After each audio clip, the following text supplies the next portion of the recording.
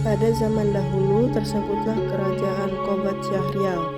Raja yang memerintah kerajaan Qobat Syahrial pada saat itu bernama Raja Indra Bungsu. Raja Indra Bungsu mempunyai seorang permaisuri bernama Putri Siti Kendi. Raja dan permaisuri hidup dalam istana yang megah dan indah.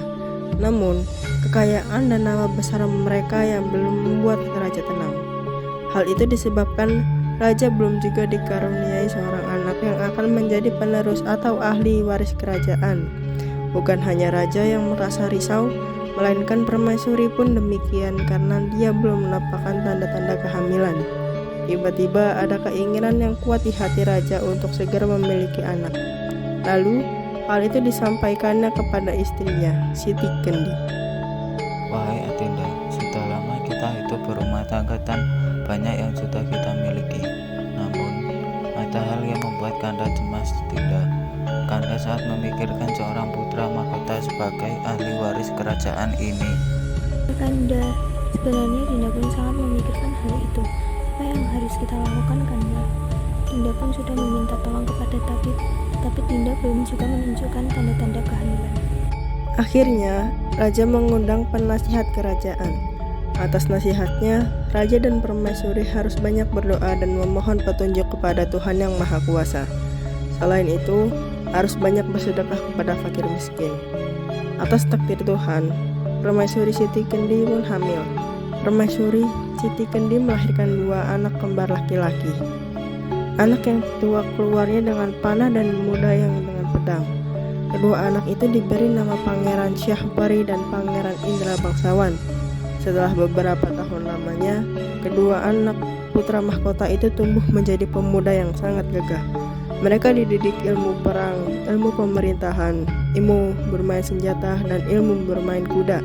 Pada suatu hari, ketika raja melihat kedua pangeran sedang berlatih, terlintas dalam benaknya, siapakah gerangan di antara keduanya yang kelak akan menggantikannya. Pada waktu yang telah ditentukan, raja mengurung diri di dalam kamarnya. Sudah 1 pekan raja tidak keluar kamar dan tidak menampakkan diri. Lalu putra mahkota bertanya pada permaisuri Siti. Bunda, apa yang terjadi dengan ayahanda?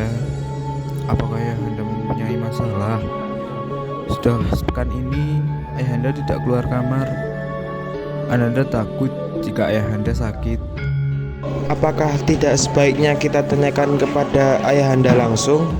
Ada apa sebenarnya? Mungkin kita dapat membantu. Engkau benar, anakku. Ayahandamu mungkin mempunyai masalah yang cukup rumit. Sebaiknya engkau berdua datang menghadap ayahanda lalu dengarkan apa yang dikatakannya. Tak lama kemudian, kedua pangeran itu pergi ke kamar Raja Indra Bungsu. Apakah gerangan yang terjadi sehingga ayahanda hanya mengurungkan diri di dalam kamar? Kami merasa cemas dan khawatir dengan kesehatan ayahanda. Kami takut ayahanda akan jatuh sakit. Benar, ayahanda, ada apakah gerangan sehingga membuat ayahanda risau begini? Katakanlah ayah, mungkin kami dapat membantu. Wahai anakku, betapa bangganya ayah terhadap kalian berdua yang penuh perhatian kepada orang tua. Sebenarnya, yang membuat ayah bersedih dan risau adalah mimpi ayah. Ayah telah bermimpi, anakku. Dalam mimpi itu, ayah sedang berkuda di dalam hutan. Tiba-tiba datang seorang pemuda yang cakap parasnya. Ia membawa bulu perindu. Ananda pasti tahu bulu perindu. Alat tip dari bambu itu mengeluarkan bunyi yang sangat indah dan bunyi tersebut dapat menenteramkan hati ayah. Ayah ingin sekali memiliki bulu perindu itu. Ketika ayah meminta kepada pemuda itu, ia tidak mau memberikannya, tetapi ia malah mengatakan bahwa siapa yang dapat mengambil dan mempunyai bulu perindu ini, dialah yang akan menjadi raja. Wahai anandaku, walaupun ayahandamu ini menjadi raja di negeri ini, ayahandamu ini belum mempunyai bulu perindu seperti yang dikatakan pemuda itu. Oleh karena itu, ayah ingin memilikinya. Ayah berpikir mungkin di antara kalian ada yang dapat mencarinya. Baiklah ayahanda, kami berdua akan mencoba untuk mencari bulu perindu itu. Kami berdua mohon doa restu ayahanda. Dengan doa restu dari kedua orang tuanya, pergilah kedua putra mahkota itu untuk mencari buluh perindu. Pada suatu saat mereka sampai di puncak gunung. Ketika badai datang, Pangeran Syahperi terhempas di dekat pohon hingga ia tidak sadarkan diri. Setelah cuaca terang, ia sadar. Aduh, di mana aku ini? Apa yang terjadi denganku ya? Tiba-tiba ia teringat adiknya, Pangeran Indra Bangsawan. Di manakah dia? Aku harus menolongnya. Sekian lama pangeran berjalan, semakin jauh dari tempat ia berpisah dengan saudaranya. Tanpa disadari, pangeran telah sampai di suatu tempat yang sangat luas. Ia heran dan tertegun melihat tempat itu begitu indah, bagaikan taman. Heran, tak ada seorang pun yang kutemui di sini. Tapi semua bunga-bunga dan pohon-pohon yang tumbuh di sini tertata dengan teratur. Aku yakin pasti ada orang yang mengaturnya. Lalu Pangeran Syahperi masuk ke dalam rumah dan mengelilingi rumah-rumah tersebut. Setelah mengelilingi rumah, pangeran berdiri di depan pintu. Ia mengetuk pintu. Sudah 2-3 kali pintu itu pangeran ketuk. Namun tidak ada seseorang pun yang keluar dari pintu itu. Pangeran mencari akal hendak menolong putri itu. Ia berusaha mencari kunci, tetapi tidak ditemukannya. Akhirnya, dengan seluruh tenaga, ia mendobrak pintu kamar. Lalu dengan kegerakan cepat, pangeran membuka tali yang melilit di tubuh putri tersebut. Putri itu bernama Dewi Ratnasari, berasal dari kerajaan Asikin. Negeri putri itu telah hancur karena raksasa telah menyerang dan mengalahkan mereka semua. Biasanya ketika bulan purnama, raksasa itu datang. Pada saat bulan purnama, raksasa tiba, ia segera dihadang oleh sang Pangeran Syahperi. Dengan menggunakan senjata panah, pangeran berhasil merobohkan raksasa. Anak-anak panah itu menancap tepat di jantung raksasa. Akhirnya, raksasa itu roboh dan mati. Putri langsung menghampiri pangeran. Semakin lama mereka menjadi akrab dan saling menyukai. Akhirnya mereka menikah. Putri Dewi Ratnasari mengikuti Pangeran Syahperi pergi merantau. Mereka mencari buluh perindu dan Pangeran Indra Bangsawan, saudaranya. Pangeran Indra Bangsawan beruntung, ia selamat dan tidak terluka. Ia terhempas di atas rumput dan terlindung di balik batu yang besar. Setelah aman, Pangeran Indra Bangsawan keluar dari persembunyiannya. Setelah agak lama berjalan, ia beristirahat di bawah pohon besar. Tak jauh dari tempat istirahatnya, terdapat gua yang sangat besar. Ternyata gua itu mempunyai lorong yang panjang. Ketika berada di tengah lorong, pangeran melihat cahaya terang di ujung lorong yang dilaluinya. Ujung lorong yang dilaluinya itu berhubungan dengan suatu ladang yang sangat luas. Pangeran Indra Bangsawan melihat sebuah rumah. Lalu, ia duduk di halaman depan rumah. Ketika duduk beristirahat, ia teringat akan saudaranya. Tak lama kemudian, ia mendengar suara langkah yang mendekatinya. Seorang nenek sudah berada di belakangnya. Lalu nenek mengajak Pangeran Indra Bangsawan ke dalam rumah dan menceritakan kisah masing-masing. Kemudian, Pangeran Indra Bangsawan dan nenek beristirahat. Nenek tidak dapat memejamkan matanya.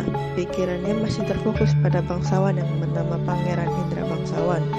Di kamar sebelah, Pangeran Indra Bangsawan beristirahat. Pikirannya menerawang jauh sekali dan tiba-tiba ia teringat saudaranya. Ia sangat sedih dan menangis. Pangeran Indra Bangsawan teringat orang tuanya dan saudaranya. Kemudian, nenek mengajak Pangeran Indra Bangsawan menuju ruang tengah tempat nenek beristirahat. Kemudian, nenek menceritakan tentang negeri antah berantah yang dikuasai oleh raksasa. Lalu, nenek memohon agar Pangeran Indra Bangsawan dapat menolong negeri dan rakyat antah berantah permana ini. Kalau Pangeran Indra Bangsawan dapat mengalahkan raksasa, akan diberi buluh perindu. Pangeran Indra Bangsawan dapat ke sana dengan menggunakan sarung. Sarung itu sangat ajaib karena apa saja yang Pangeran Indra Bangsawan inginkan akan terwujud dengan mengenakannya. Sebaiknya Pangeran Indra Bangsawan mengubah diri dan berganti nama menjadi anak Buddha. Sesampainya di negeri antah berantah permana, anak Buddha itu menuju kota. Di sana, ia bertemu dengan bulu balang istana yang sedang mencari seseorang untuk menjadi pengembala kambing. Tak lama kemudian, sampailah mereka di depan singgasana raja. Lalu Mereka menyembah Raja Kabir. Pengawal memberitahu tempat kambing-kambing dan segala keperluan anak budak untuk kebutuhan sehari-hari. Lalu anak kuda itu membawa kambing-kambing ke padang rumput. Ketika hari menjelang sore, ia menghalau kambing-kambing itu dan memasukkannya ke kandangnya. Raja memerintahkan kepada pengawal dan seluruh rakyat untuk melawan raksasa. Perintah itu tersebar di seluruh negeri antah berantah dan akhirnya sampai ke anak budak. Raja Kabir menyatakan perang dengan raksasa. Terjadilah peperangan antara Pangeran Indra Bangsawan dan raksasa. Indra Bangsawan melawan raksasa dengan panah dan akhirnya raksasa itu mati. Kemudian, Raja Kabir akan menjodohkan putrinya dengan Pangeran Indra Bangsawan. Berita perjodohan antara tuan putri dan anak budak tersebar di seluruh negeri antah berantah permana. Lalu, Raja Kabir menikahkan putrinya dengan anak budak atau Pangeran Indra Bangsawan. Setelah menikah, Pangeran Indra Bangsawan bersama istrinya pergi ke rumah nenek itu dan menemuinya. Lalu, nenek itu memberi buluh perindu yang sudah dijanjikan. Kemudian, Pangeran Syahperi dengan istrinya pulang ke kerajaan Kubat Syahril. Tak lama kemudian, Pangeran Indra Bangsawan dan istrinya pun sampai di kerajaan Kubat Syahril sambil membawa buluh perindu. Buluh perindu itu diberikan pada ayahnya. Akhirnya yang terjadi, raja penerus ayahnya adalah Raja Indra.